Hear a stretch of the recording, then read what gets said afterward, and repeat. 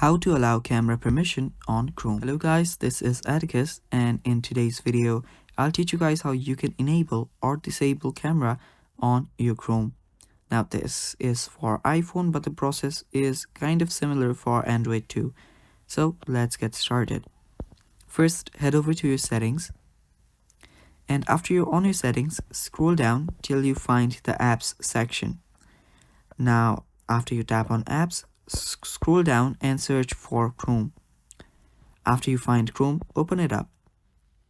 Now there you will see allow Chrome to access section. Now under there you will see camera. Make sure that this is turned on to allow camera permission for Chrome. Now you can simply come back here if you don't want to enable camera on Chrome and turn this off. I will turn it on, and now my camera permission is available for Chrome and I can use camera from the Chrome. So let's check that out. Open Chrome. Now you can simply use this Google Lens, and yeah, now the camera is working on my Chrome. And that is all for this video. Thanks for watching. Stay tuned for more, and bye bye. Take care.